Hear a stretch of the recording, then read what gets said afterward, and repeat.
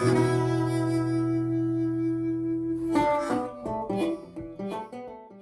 everyone. Welcome to this episode of the Mother Days podcast. I am Sarah Wright Olsen. And I'm Teresa Palmer. Hello. I was just telling Teresa how sick we've all been for the past month. It's been crazy in our house. We went from hand, foot, mouth, which I just like to call hand, hoof, mouth, because it's just so ridiculous. And then we went from that to everybody kind of getting this like cold that no one would get infected with it until like 7 days later. So it'd be like one of us and then another person and another person. So then we all ended up trickling down and getting it. And it was such an insane cold. I had to take everybody to get a respiratory panel to figure out what it was. And it's called para-influenza, in case you're wondering. I was blocked from like the nose, where the nose and the throat meet, all the way up. So like no air could go up. So it's just like a bubble was happening. Every time I would try to like swallow, it was like it felt like somebody put foam back there. It was like blocked off. And I was like, this is horrible. I can't breathe. I can't breathe at night. Your voice was very sexy, though. It was very sexy. We had a couple of sexy episodes. That's right. Hey, everyone. Hey, everyone. I was so sick. Sarah Olsen.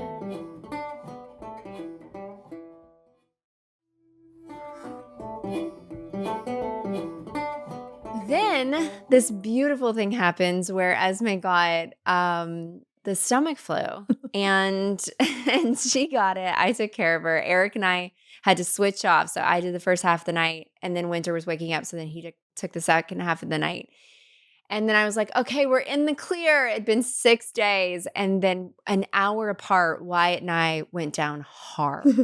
And I was trying to explain to Eric that when you have the stomach flu versus just being like sick to your stomach from like eating something, it's like your body tells your brain, prepare, you're going down. This is going to be the worst day of your life. It's literally like, you know it's coming. Everything hurts. Like everything inside your tummy hurts, but you haven't thrown up yet, right? So it's just like everything hurts. I'm like laying on the floor of the bathroom. I'm going poo. I'm throwing up. Like it's all happening at the same time. And Eric had to run and grab Wyatt from school. So he's not even home yet. He had to run and grab him from school. And while he's gone, Esme FaceTimes him crying. She's still on the floor and I can't move. And she's like, is she gonna die? And Eric's like, she's not gonna die. She's fine. Like she's just sick, she's throwing up. And I'm literally laying there like shivering and like naked. Oh my gosh. And then Wyatt comes home and he's like, I don't feel great. And it's like the movie Bridesmaids where they're just like finding any place to go throw up. And we were everywhere. Bodily fluids all over the place.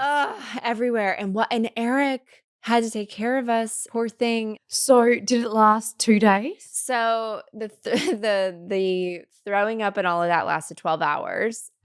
Wyatt was throwing up like every 15 minutes for 12 hours. And I actually took a medication, like a anti-nausea. Yeah.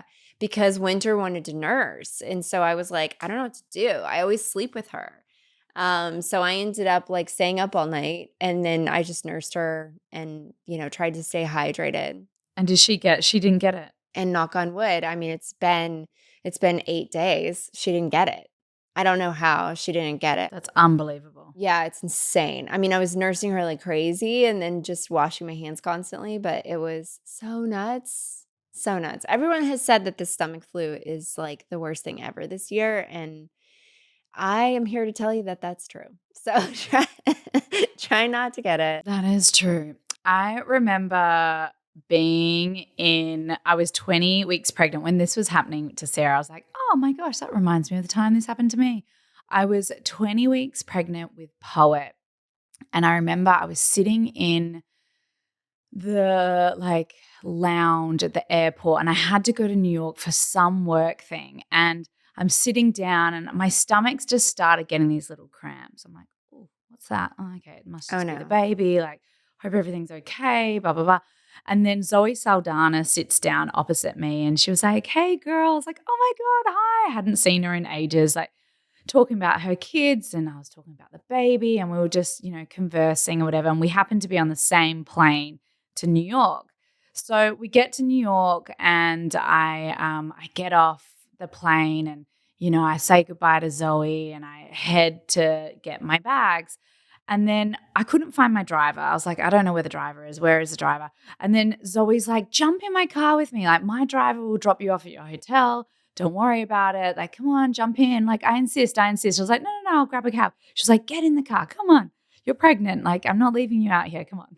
So I jump in the car and then we're just chatting in the back seat. And then it just hits me, this feeling. Oh, no. And I was like, and I just felt like, and I'm like, oh God, this doesn't have anything to do with the baby. Like, I'm about to poo my pants in the car, in Zoe's car, in the back of her little black limo right now. And I'm trying so hard just to keep up with the conversation. I'm like, yeah, and you're sweating. God. Sweating. Oh my God, sweating. Goosebumps. When the goosebumps come, like, the goosebumps. Yeah, I'm like, it's bad. Squeezing my butt cheeks together so tight, being like, please don't diarrhea in the back seat right now. Please don't diarrhea in the back seat. It's mortifying. And the baby's like pushing on all the stuff too. I'm like, oh my God. And then the driver finally pulls up to Zoe's hotel and she's like, bye, girl. I have just gone white. I'm like, bye. Really trying so hard just to play it cool as though nothing was going down. I didn't really want to allude to the fact that I had a tummy ache or anything. I also didn't want to freak her out and be like, I have some really weird contagious stomach flu. Yeah. So I was like, hey, anyway, have a great night. Thank you so much. She gets out of the car, shuts the door, and I say to the driver, leg it. Do whatever you could do to get me there. I need to be there in 1 minute. I am going to poo everywhere. And the guy's like, right. He steps on it, zooms, cutting through all this traffic, beeping. Thank God it's New York, so that's so normal. Beeping at cars, get out of the way. Oh my God. Pulls me up. I waddled out so fast, ran up to the front desk. I was like, I do not have time to check in. You need to give me a key right now. I swear to God, I'll check in as soon as I get back. I am about to shit everywhere. And then the woman's like, oh my God. I'm sorry. Did you actually say that? Yes to the woman. I looked her in the eye with tears.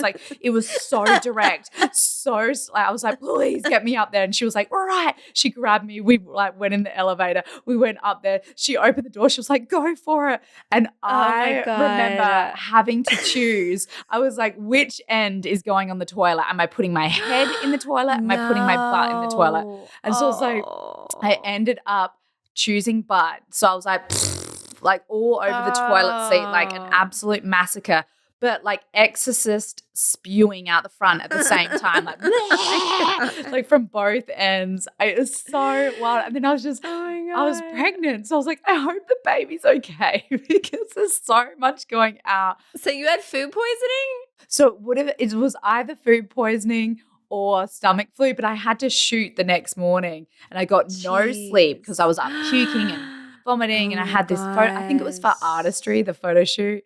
And I told my manager the next day, I was like, oh, I almost didn't make it to this photo shoot. You have no idea what my last night has been like. I mean, I've slept about 2 hours and I'm covered in the most foul, disturbing bodily fluids. Oh my God. That actually is insane. And insane that you were pregnant at the same time. And I had a similar thing happen the night before I went to shoot this scene. So in American Made, you know the scene where Tom and I are in the airplane and you're shebanging. And we're shebanging in the airplane, right? Tom Cruise, by the way. Tom Cruise we're talking about, guys.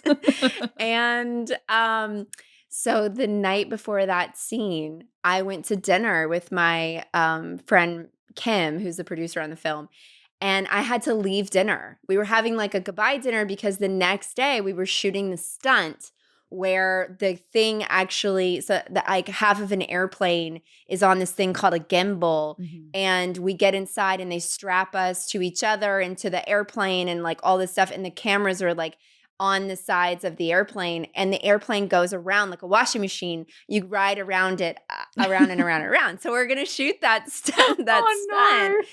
The next day, the next morning, I think that we had some shooting to do in the morning. And so then it was going to happen around like noon. So I was supposed to be at work at 9 a.m. So I'm at dinner with Kim, and I look at Kim and I'm like, I'm going to be sick. I can feel that I'm about to get sick. I was like, what happened? And so I race home, and from that moment, all night long, I was on the toilet all night long. No. So sick, so sick. I'm like, how am I shooting this stunt tomorrow? Because I don't even know how. I can't keep a sip of water down. And the next morning, I took some Imodium or something. Yes, Imodium. I would pound that back. Yeah, and I was like drinking tons of water, and I got coconut water and all this stuff. Pulled myself together and went to set, and Kim was like, "Are you okay?" And I was like, no, I'm not. I didn't sleep 1 minute. I was sick all night long. This is our last day, and I know they're going to be concerned, and I don't want anybody to worry.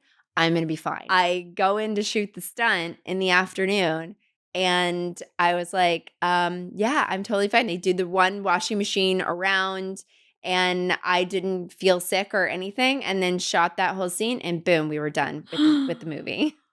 Oh, it was crazy. My God. Yes, it was nuts. You are insane. It reminds me when you were telling this, I was like, oh, here we go. These are, now we're getting into some like funny film, like the way films are made. I know. So that gimbal was so funny because on A Discovery of Witches, so any A Discovery of Witches fans who are listening right now, you will know this scene. There's this moment in the first season of A Discovery of Witches. Sarah, you've actually seen this as well. Oh, no, I know. It's the moment where Diana and Satu are like in this big battle, and Satu flips me upside down, and she like opens up my back. Oh, yeah. So we were shooting that scene, same thing, last scene of the season. And we had gone out, we had this sort of impromptu cast and crew wrap party that I hosted at my little place. And we were like, oh, it's fine. Like the next day, it's just a couple of stunt things. And then we're going, I'm flying back to LA. And I was like, let's have a wrap party. So my kids were asleep on the top floor, and the girl, Kate, who I had nannying, she was up there and sort of shut. It was almost like two separate apartments. So she was up there looking after the kids. And then I was like, I'll have the crew over downstairs and we'll have this wrap party. We went so hard until like 3 a.m. I drunk so many champagnes, and I was like, woo, I was on the dance floor. I was feeling it with all my friends. Like, woo, it was the most fun wrap party. And then, of course, I was looking at the time. I'm like, oh, my God, my pickup's at like 7 a.m. What am I doing? I got picked up at 7 a.m. the next morning. I've never felt more hungover in my entire life. I'm also like pumping and dumping and trying to breastfeed. I'm like, what was I thinking? It was such a hard first season that I just like let loose. And because I'm not a very big drinker, my body just reacted to it so badly. And then the whole day I am upside down, being rigged upside down, like having to like scream and be like feel as though I'm being tortured by this other witch. And me and Marlon, who plays Satu. You probably look tortured. I mean, you did, but I look horrendous because I've had no sleep. I feel sick. I puked 3 times that day. I would just go to the toilet and I would puke. But lots of the crew were also hungover. So everyone was like, oh no, how is Teresa doing this? I didn't realize I would be upside down. I was like, oh, I just have to scream a little bit. It was probably the worst day of shooting I've ever had in my entire life, but it was all my own fault. I was like, this is my own fault. And so I just lent into the discomfort of it because I was like, do you know what? This is a good lesson. Like, this is a good lesson for me. Like, if you're going to be someone who doesn't drink a lot of alcohol and then you're like, woo, you're going to go hard one night, this is what's going to happen. Yeah. So there we go. And we're also like at the, I mean, I'm looping you in with me, even though we're not exactly the same age, but we're older. We And when you're are in your older. 20s, it's different. Like, and by the way, I don't think we're old by any means. Like late 30s is whatever. It's like young and fabulous. But just saying that like it's Yeah. definitely feels different when you're drinking in your 20s and you Oh get my up and you gosh. like eat a cheeseburger for breakfast and then You're you like, go about your woo. day. It's like, Exactly. I had a little bit of a headache. You could pull all-nighters. Yeah, yeah, yeah. That's why I think new parents talk about the like fatigue, because we used to be able to pull all-nighters and go out and That's right. party when we were younger. And then you become a parent and you're Yes. pulling an all-nighter, but not out of choice, because like you're up breastfeeding a baby and you keep waking up to them and you're like making sure they're okay and you're comforting them. But you feel wrecked because you're just having Wrecked, yeah. all of these all-nighters and you're like, Oh my wait, my God. body can't handle this anymore. Yeah, I definitely my friends and I used to like stop at CVS as the sun was coming up in the morning when we lived in Chicago, and we'd go to the freezer section all giggling, and we'd get pizza rolls, and we'd like pull a bottle of ranch dressing off of the shelf, and we'd like go throw the pizza rolls in and eat ranch dressing, and like my that was our like after party at our apartment. It was like the grease. Yes.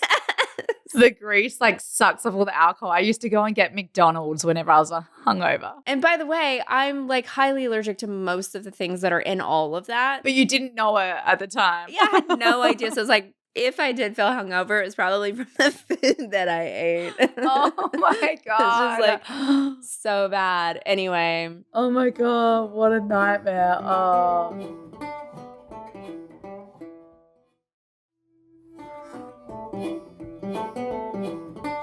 So this episode, we are going to be talking about the holidays, Yes. holiday fails, crazy holiday experiences that Sarah and I have had, wacky presents we've bought people, just holiday tales. And we have a funny bunch of them to talk about. And in fact, some people wrote in and gave us their holiday tales as well. So good. Sarah, do you want to kick it off with the story that you wanted to share? Yeah. So Eric and I, when we first started dating, I was like, gosh, I don't know what to get Eric for Christmas, and we were planning a trip. I think we'd only been dating. We'd known each other for a year and a half, but had only been dating for like a few months officially. So I was actually going to go meet his dad for the first time in Chicago. And I was surprising him with tickets to the Chicago Bears, Packers football game that was going to happen on New Year's Eve, I think it was, or New Year's Day. So I was really pumped to like fly up from Kentucky, go meet his dad, and then surprise him with these tickets that was like one of his, favorite teams or whatever. So it's obviously those tickets are really expensive, and I was trying to find them online, and I found them where I found a lot of things, which was like, I feel like I found them on Craigslist or something like that, where people were like selling tickets. So and by the way, I'm just going to put in here, I was 23 at the time, and pretty new to using the internet for things. So I went to transfer money to pay for the tickets, and then crickets. I never heard from the person. I feel like $800 on these tickets. Yeah, which was like a lot of money. I mean, it's a lot of money, but for me, even at that time, I think like it kind of wiped me out financially. Oh And no. I was really excited because this whole trip was coming together, because I was like, oh, I'm in Kentucky. I'll meet you in Chicago. Let's like stay at a hotel and we'll just have like a cute little, New Year's together in this hotel in Chicago. And I love Chicago because I used to live there. And so everything was coming together for me to surprise him with these tickets. And then it was, I got scammed. It was so what a bummer. bad. Did you tell I him? know. Of course. I told him fully crying. I was like, I put this whole thing together. So actually what ended up happening is I don't know if he was working for CBS or Fox or who it was at the time, but he reached out to somebody and he surprised me that he got tickets, and then we went to the game that we were supposed to go to, because I love football. And so the game that we were supposed to go to, we actually ended up still going because he ended up surprising me with the thing that I was supposed to surprise him with. Oh my God. Actually, that has such a nice happy ending. I know. Well, it's nice that it worked out, but it sucked that I got Like, scammed. what is wrong with people? I know. I learned Oh. such a lot, and I'm so gullible. So am I, Sarah. Oh my gosh. I was like, oh yeah, this seems normal. Like for people to go and wire money to some random person before you get the tickets. Oh my Like goodness. it was just so not smart on my part. I had someone like racking up on my credit card recently because I got this bill sent to my phone via text, and I'm like one of those people who gets anxiety if I haven't paid bills. Same, like so right on do I. time. I've got to have everything paid. Like if I ever borrow money, like for dinner even, I'm like, I Venmo within 30 seconds. Like I'm that sort of person. So I'm like, oh my God, there's an outstanding toll bill. I need to pay it. Like, of course, put all my credit card details in. Someone's like, woohoo, holiday credit card, yay. They like went to Walmart, spent like $10,000 here, $8,000 there. Like quickly my bank shut it down, but still it was because I was like, oh, cool. I'll just put in all my credit card details and pay for this toll that I drove through at some point in Melbourne a few months ago. It actually seemed legitimate. And I had got other bills for the same thing. So I think that's what these scammers do. I know. They're like, what are their habits? And then we'll just recreate the habit. It's the worst. All right. So I have a pretty crazy holiday fail. It's unbelievable how this story turned out. But it was in 2019. It was that Christmas. So is that right? Yeah, 2019 Christmas. So I had been shooting A Discovery of Witches, and that was based in Wales. And it was a really, hard season. I was in, it was the second season, so I was wearing all the Elizabethan gowns, and it was just like, there were so many more episodes this season. I think there were 10 episodes, and there was just a lot to do and so much work, and I poured my heart into it. So we were really excited about, you get 2.5 weeks off of filming until we had to return back to film about 3 weeks left of season 2. So I was like, all right, cool.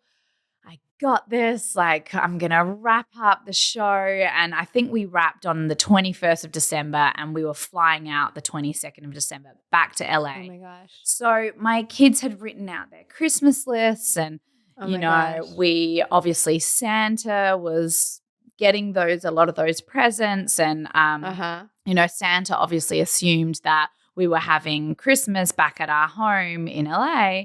So, presents were sent or being made in the North Pole, obviously, but they were going to be in LA. So everything was sort of in LA, ready for us to land there. We get to the airport, and we have packed up the last 6 months of our life because we thought, you know what, we're going back to LA now. Let's bring all of our stuff now and then pack a small suitcase to come back for the 3 weeks in Wales. So we'll just bring everything back. So we had the amount of luggage that you can imagine a large family having. We had 4 kids. Isaac had been coming back and forth visiting us. We had Poet was a baby. My mum. There was just a whole bunch of us, and I think we probably had 11 suitcases total and just so much stuff. So we get to the airport, we go to check in, we're already running a little bit late for the flight, and we get there and we're all excited, we're playing Christmas carols, and the woman says, hey, have you booked your ESTA? For people who don't know, an ESTA is the travel visa to get into America. And sometimes these take 48 hours to be approved. But you used to, if you had forgotten, you could quickly do it online and it would be approved within 15 minutes. So I was like, oh my God, my ESTA's expired. I had no idea. And it had just expired by about 2 days. So, and she was like, oh, no, it's actually, not valid. So we're going to need you to get an ester. And I was like, oh my God, what a major oversight. Whoops. Okay. I'll just apply for it over to the side and I'll wait 15 minutes until it goes through. So we get everyone checked in who can get checked in. I'm off to the side filling out these forms and just sitting there waiting. And so Mark's looking at the clock and he's like, we're going to miss this flight. We're going to miss this flight. We're going to miss Christmas. And then the woman was like, yeah, unfortunately, the next flights are fully booked out before Christmas. So the 23rd and the 24th, you will not be able to get to America. Tonight's the only flight you can get on to get back. Oh my gosh. And at this point, we haven't seen Isaac. He had gone back to school. So he was so excited. He was seeing his brothers and sisters. We were all having Christmas together. We had this big plan. And these esters were not coming through. I kept refreshing and looking at the clock. And then my husband's like, we need to see someone. We need to see the head of the airport. Someone, please, look, I'm an American citizen and this is my wife and these are their birth certificates. And please just let us through. They were like, absolutely not. You cannot get through. We'll keep refreshing the esters. At this point, Mark is on the verge of tears. I'm trying so hard to keep it together. The kids are sort of, we're like, have iPads. Just go sit on the suitcases and have iPads. It's now 11 p.m. and the flight's taking off at 11:30. The woman's like, bag check's about to close. And I was like, oh my God. I start crying, but I'm trying to hide my tears from the kids. I was like, please, you have no idea. Our Christmas presents are in LA. This is going to ruin Christmas. You have to let us on the plane. She was like, I'm sorry, I can't. Your husband can get on the plane and your child, Bodhi, which is the only one of our children who was born in America, he could get on the plane, but no one else could get on the plane. And then I was like, but then we'll be separated for Christmas. And so we quickly made the decision, all right, we're going to miss this flight. We're going to miss the flight. We're going to try somehow to get to America, even if we have to fly through some random country to get back into America. So we end up booking last minute some airport hotel, right near, we were at Heathrow. And, to get to Heathrow from Wales anyway is a 3-hour drive. So we've driven 3 hours to get there. All the kids excited for Christmas. And then all of a sudden being like, hey, kids, we're staying in this airport hotel. Ha, ha, ha, ha, ha. And so we go with our 11 suitcases in this tiny, janky little hotel. And we are we put the kids to sleep at midnight. Everyone's crying. Everyone's freaking out. I'm on the phone with travel agents back in America being like, please help us. We've got to figure it out. And then someone drops the bombshell that, hey, just so you know, esters, because of the amount of travel right now, esters aren't actually being approved for a few weeks. So you're not going to have an ester approved in time to get back to LA for Christmas. So we were like, what do we do? Everything's in LA. Isaac's in LA. He's young, too young at this point to travel on his own. So we made the decision. It was 1 a.m. Mark and I were in a foul fight with each other. We're just so angry at each other. My mum's in the room on this trundle bed with her sleep apnea machine. It's so loud. She's snoring and sleeping off to the side. The kids are asleep, all sharing a bed. I'm sobbing. Mark's crying. We're yelling at each other. We're unpacking and repacking all these suitcases. We're climbing over these cases. I'm trying to figure out what we're going to do. And then finally we're all right, Mark, the logical thing to do is you fly to LA, you go get the present, you pick up the presents, you pick up Isaac, and then we need to meet somewhere. So we're like, oh my God, now we need to find a place where it's not too far away from America. So it's what's somewhere halfway that we can meet, that we can definitely all travel to. So we ended up finding a hotel in the Bahamas. Oh my God. We could get on a flight and I could fly there on my own from Heathrow with my mum and our 3 kids to get to the Bahamas, and Mark would fly to LA, pick up Isaac on the 24th of December, grab all of the Christmas presents, stuff them in his bag, and then fly back and meet us in the Bahamas. So that was the plan. We ended up doing that. Mark had to and by the way, there were a lot of presents. There were lots of presents, obviously. Like Santa was still going to bring presents. And we kept telling the kids, Santa knows that we are going to be in the Bahamas. Like Santa knows, don't worry. Like the presents definitely won't be sent to LA or dropped off in LA. Like he's going to know. We'll just let him know like, hey, plans have changed. We're going to be like in a hotel room in the Bahamas. So Bodhi was most upset about that. And they were excited to meet Santa and have the photos with Santa. So we ended up like arriving to the Bahamas. I'm sweaty, stressed, haven't slept at all, I am wrangling all these suitcases on my own. So we've got to take all the 11 suitcases to the Bahamas. No. Luckily, the production came and like picked up, but everyone had shut down for the holiday. So I like had left 2 suitcases at Heathrow for someone to pick up for me, thank God. But still, I had all these suitcases with us. We get there, we arrive at the Bahamas, and then we get through customs after lining up for an hour, and they're like, you don't have a return flight booked. You can't get into the Bahamas. I was like, oh my God. So I'm off to the side. We've got no reception. I'm like trying to book a return flight. He's like, you can go off to the side and book a return flight, but we're not letting you into the Bahamas until you've done that. So it was just an oversight by the travel agent. Oh. Yeah. Oh my God. I know. And the kids are crying and they're over iPad at this point. And Poet is just breastfeeding, and my mum like is so tired and doesn't really know how to help out. And I'm just there on my own trying to book all these flights for us to get back. Meanwhile, like we had already spent so much of the money that I had earned on A Discovery of Witches on like our mortgages and living expenses and flights and last minute travel things that like I was looking at our bank account and I'm like, we're going to wipe ourselves down to zero in the Bahamas. God. Like this is because the only place available was this all-inclusive hotel, and it was I was single-handedly paying for like Mark and I and Isaac and my mum and 3 kids all-inclusive at this hotel where it was so expensive per night. It was so last minute. Every time the kids like let's get this or let's buy this or let's have this experience, I felt so guilty that we weren't in LA that I was like, okay, we'll go like feed the pigs on the beach and we will meet them and we do. And I was just like seeing the bank account like going down and going down. Oh, that is so stressful. It was so stressful. I was trying to be all cheery and like, will Christmas, but I was so financially stressed out as well. I remember sitting on a bathroom floor, bawling my eyes out, just being like, this is too, and the hotel was beautiful, but it's not like we were staying in like some out of control place that we just absolutely can't afford.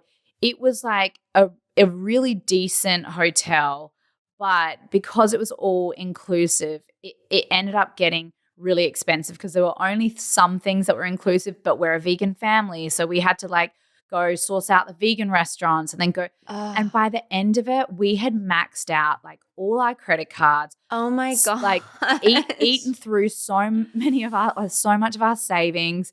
And I was a stress ball. The kids wanted to go and like have pictures with Santa. So I went to a random Bahamas mall and found this Bahamian Santa dressed up with like one of those springy beards. And at the time, my kids didn't understand that Santa's like helpers actually would go and like dress up as Santa around the world. So sometimes it's the real Santa. This is what I've been told anyway, that sometimes it's the real Santa at these malls, but sometimes it's just like Santa's friends who are dressing up as Santa, and you can sort of tell. And we think that we've met the real Santa at those meet and greets a few times, but then my kids were like, this doesn't seem like the real Santa.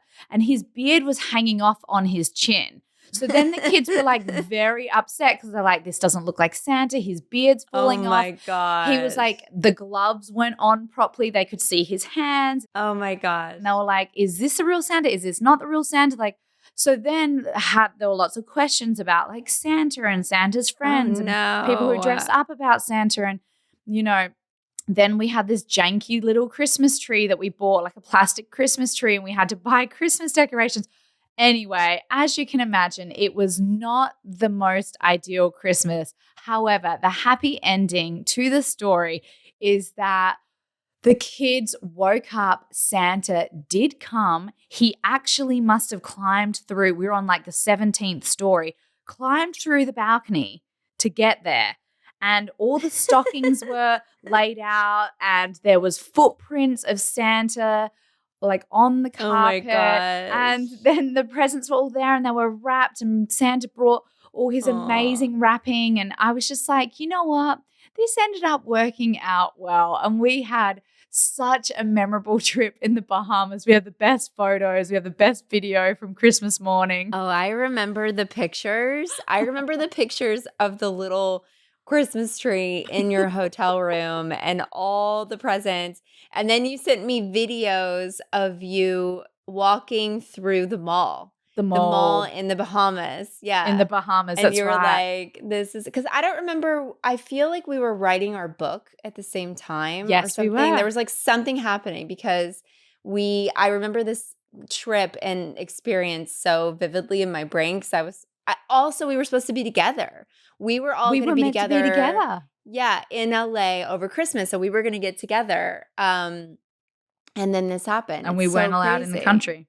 Yeah. Yes. That was a major, major, major fail by me, by the way. Me and my husband. We are usually good with our travel documents, but whatever, I guess because it was so busy and filming and everything, we just didn't have everything perfectly like worked out. And the kids ended up they even say to this day, like, how fun was that Christmas in the Bahamas? It was so fun. And we've since had a Christmas in Fiji, which was our last Yeah. Christmas, and it was amazing. So destination Christmases have been incredible. Yeah, they can be really nice too. You have to be really organized, and you obviously have to let Santa know that you're going to be there. And it can be stressful, but I think like if you're super, super, super organized, like they actually end up being amazing. But this year we're excited. We're finally in LA. We haven't been in LA for Christmas for so long, and we're at our brand new home, which just like it's a home that like Aw. reeks of the holidays. It just looks like a Yes. holiday home, like where you have Yeah. Christmas, and we got the Christmas lights all out the front and Oh, the tree, and we got to have a really big tree this year. And we are so excited just to have a nice, yeah. calm, at home Christmas. So, yeah, Aw. that was my wild story.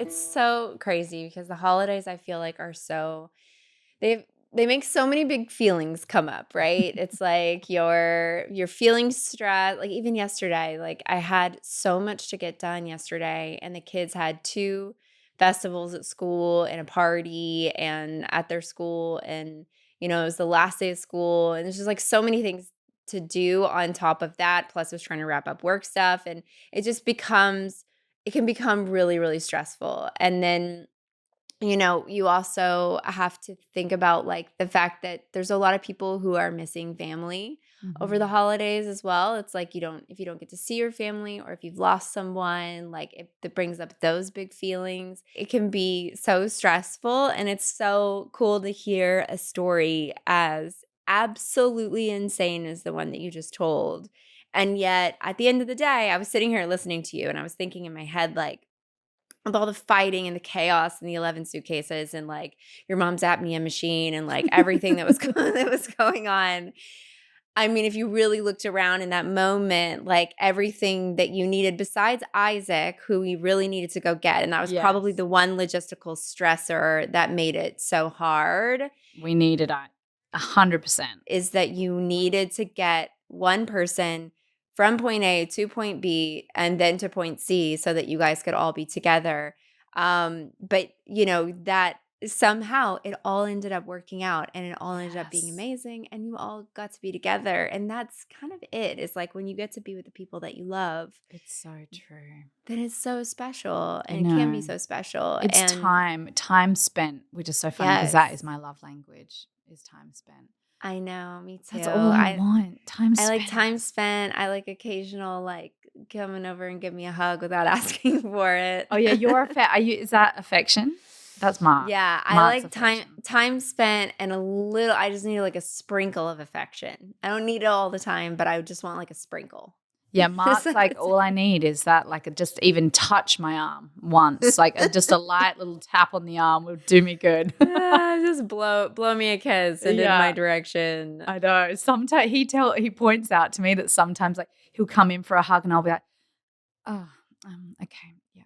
I'll hug and then I'll like, but it's always he catches me right in the middle of like rushing to get the kids out the door for Right. school or doing something. And he Right. was like, You're there's like, always this like little sigh that you do when I hug you. I was like, oh my God, do I? I'm so sorry. That is so subconscious. I'm going to try so hard Oopsies. not to do that.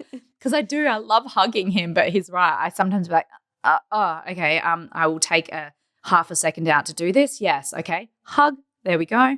Moving on. It's so funny. Oh my Oh my gosh, I gosh. love it. What are you doing for the holidays? We're going to Idaho. Oh, I love that you do that. I know, it's gonna be so nice. We're driving up. The next episode that we'll be recording will be from Idaho, which will be so nice. But yeah, it's our favorite place, the mountains, to go and just get away, and it's so special. And I think the kids like are so into it because when we go there, we kind of just unplug and we, go to the little town and everything just feels small and quaint. And we do a lot of time spent with family there. And so our kids are always like, oh, counting down to Idaho, and it's like nice to get out of the madness of being in a city and, all of that stuff. But I wanted to read, we have some holiday fails from our listeners. Thank you guys for sending them in. We really appreciate it. Okay, so Donna says, my holiday doozy was when I bought a personalized football jersey for my boyfriend. His last name is Patton, and it was spelled correct in the order, and I get it minutes before Christmas. I go to take it out of the box. The jersey is spelled Padine. Oh, no! By the way, this is totally something that would happen to me, Donna. I called the company for them to tell me that we can refund your money, but the jerseys would not be delivered until after Christmas. So I decided to get the refund. They said, once you receive the refund, please send the jersey back. And I said, no way. I'm going to keep this ridiculous jersey and you give me my money. So thankfully, that's what happened. I mean, a total disaster, but I won in the end. I want to know, does Patton still wear his Padine jersey? So good. That's really funny. Oh my God. Oh my God. That's so good. All right. So here's another one from JB Wegland. Christmas fail. We picked up a tree very late on Christmas Eve. It was wrapped in a net. We got I can see where this is going. Sorry. We got it home, cut off the net, put it upright, only to discover it had no top. The tree top had been cut off and all that was left was about 4 feet at the bottom. It looked like a huge pine tree salad bowl. A pine tree salad bowl. We put a little baby Jesus on the top of the stump and we all laughed very hard as a family. Oh my gosh, that's hilarious. That is amazing. That's amazing. Oh my gosh. Okay, I have another one here. All right, so this person writes, tell us your holiday fails. All right then, a complicated holiday when your husband is hospitalized on vacation and you cannot deprive your children of their vacation. So you have to organize the days between beach and hospital. Oh, Mama. Ugh. We had that same thing happen when Esme was in the hospital. It was like all the days leading up to Christmas. So Christmas was on Sunday, and it was the week before Christmas that we were in the hospital. And Eric and Wyatt would come and visit us every day, but they were also sick, and they would bring us food. But then it was just like me and Esme, and we were just watching. She was 4 months old. So basically I was watching one Christmas movie after another that was like on ABC or whatever. You know how they have those like family movies? So I watched every single Hallmark, Lifetime, like ABC Family, all the Christmas movies, and laid in this hospital bed for 5 days. And then we got home the night before Christmas is when we got to come home, which was crazy. And were you saying, I really want to be home for Christmas? Like, please let us out for Christmas if it's all good. I wanted to, but I didn't say anything except for like, do you think like how does she? So really, every day they were just checking her blood oxygen level. So really, it was just like once those levels were at the right place, we were able to go back home because she was able to get enough oxygen on the oxygen machine. So, but yeah, it was nuts. I have another really funny one here that someone just said. So, hey girls, I love you in the Mother Days. Thank you. Thank you. I am Italian and I live in a large family with one sister and 11 cousins. On Christmas Eve, we used to stay all together, the parents, the uncles, the cousins, at my grandmother's house for a big dinner waiting for Christmas. Oh my gosh, that sounds amazing. Yeah, it does. I love that. So sweet. When we were little, our parents decided to surprise us at midnight. So our older cousin dressed up as Santa Claus. And when he entered the house, he was so ugly. The older cousin. Yeah. Oh, yeah, because it obviously does not look like Santa Claus. No. Okay. That it scared the shit out of us, and we all started crying and screaming and running all over the house and hiding. That was such an epic fail Christmas. Oh my gosh, that's so funny. Because like kids have an idea of what Santa looks like. That's right. You can't like put an older cousin in a Santa Claus outfit. Like, it just feels like a stranger is coming to kidnap you. It's like, that does not feel good. Oh my gosh. Ali Delph here wrote, we drove 5 hours for a beach holiday to discover that I booked the wrong week 7 days too early. Yes, that is a fail. That is an epic fail. Oh my gosh, I want to know the rest of that story. What did she do? Right? I know. She just wrote, well, this was, people were just kind of writing on DMs. But I have to say, like, every time I book a trip, I'm always so afraid that I'm going on the wrong day. Like, I probably checked the date 100 times. This is the same as me, like, plugging my curling iron in and having to turn around and drive back to the house to be like, did I unplug the curling iron? Right? Funny. I know. Or I'm like, oh, I left the oven on. And Eric's always like, eye roll. Okay, let's go back. You definitely didn't leave it on. Oh. And so when he and I were dating, I used to like do that all the time where I'd be like, I think I left the stove on. We have to go back. And he'd be like, seriously, Sarah, we were already 10 minutes from the house. And so he told me that I had to start walking around when I was leaving the house and clapping. So I'd be like, okay, oven's off, so that I could remember with the clap. The clap would like help my brain remember that I turned it off because it obviously, yeah. And so I started doing this thing where I would like turn off the lights and clap and like, unplug my curling iron and clap. It didn't stay, but I felt so You're like, so I've got my silly. method. I've got my method down. Oh my gosh. Because otherwise I just couldn't remember. Do you know that I had done it? It was so funny. We were just talking about like, I remember having so many amazing Christmases. We would always like go to my cousin's house and my grandparents were there. My pop would play the piano and we would all sing Christmas carols together. And my nana and pop had 8 children. And so there were so many of us, so many cousins. And the tradition was your parent had to bring one present to put under the Christmas tree that they knew that their child really wanted. And so everyone would bring one present and you'd write like, to Teresa, love from the whole family. And my mum was so funny because she would just bring me into a toy shop with her, be like, you can pick out your family Christmas present. And I'm like, okay, I want the Barbie doll with the waving baby in the pram. I want this. I want that one. I want this. And my mum, bless her heart, by the way, she was a pensioner. On her pension, like did not have much money at all. We lived in government housing. She bought me all the things that I wanted, but we would actually go to my cousin's house and she, instead of putting one present under the Christmas tree for me, she like would put all of them under the tree. So it would be really awkward because people would be like, and this one's for so-and-so, and this one's for Teresa. This one's also for Teresa. This one's also for Teresa. And I was like, yay, yay. It looked like I was a spoiled little cousin who was getting 5 presents because my mum didn't realize that like she was only meant to contribute one present for me. So and then finally someone really explained it to mum, like, no, she can't be getting more presents than the rest of the cousins. Like, pick one present. You can keep the rest of the presents, but only one to be put under the Christmas tree. Oh my but I was always like, God. yay, I'm the cousin that gets the most presents from everyone. Oh yeah, that is, I mean, that's my nightmare, is the idea God. of somebody like, One kid feeling like yes, they've got more presents than the others. Oh. This girl, Claire, writes, my dad gave my mom a new trash can, a motion activated one with lights for Christmas, and she was not happy.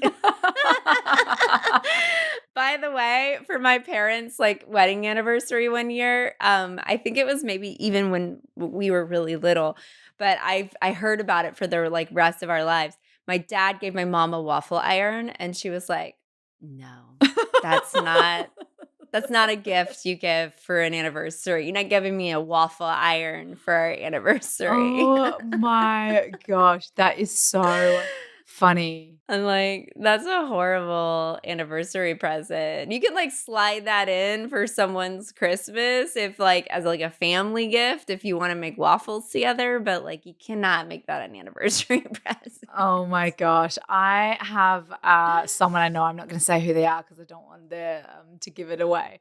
But I have a friend whose partner for their wedding anniversary gave her a piece of jewelry with the date of, it was a necklace in that like cheesy bubble date to wear of the year that they got married. And she was like, no, like, no, like what? Like, you spent, and it's a really big anniversary, like you spent all this time thinking about what I might want. And it was just like, for us, it would be like the year like 2000. When were we even married? 2012. It's like a big bubble necklace saying 2012 that you wear around your neck.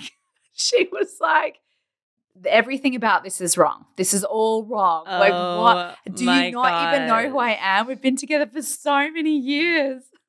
That's amazing. Yeah. By the way, you got married in 2013. Just Did so I? you know. Oh my God. Yeah, you're right. I got married in 2012, and yeah, then year after you. yeah, and then you got married in 2013. I know I was pregnant, so it had to be the year before Bodhi was born, 2013. Right, but Wyatt was 4 months old because we came to the wedding. Yeah, and I had to get his passport in time. That was my stressor, as I was trying to get his passport before we were to leave to go to your wedding. To the wedding, which, by the way, was right before Christmas. Mexico. Which was right before Christmas. 21st of December. Was the best. It was so much fun. Oh my gosh. Thank you guys so much for sending in all of these amazing holiday fails and for joining us for this fun little holiday episode. I feel like I talked a lot about being sick. I know. We talked about all sorts of things. But it's fun. I like just having some banter. Yeah, same. It's nice. Banter back and forth about all the things. I hope you guys have the most beautiful holiday, whether you're in warm weather with the Bahamas Santa or if you're in a snowy climate or somewhere in between. I hope your holidays are beautiful and bright. And thank you guys so much for listening to us. If you haven't subscribed to our podcast, you can subscribe. Just click that little plus sign or check mark or whatever it is. It would mean so much to us. Rate, review. And you can find us on Spotify, Apple Podcasts, or wherever you listen to podcasts. All right, Dazeys. Thanks so much. Happy holidays. Bye. Bye.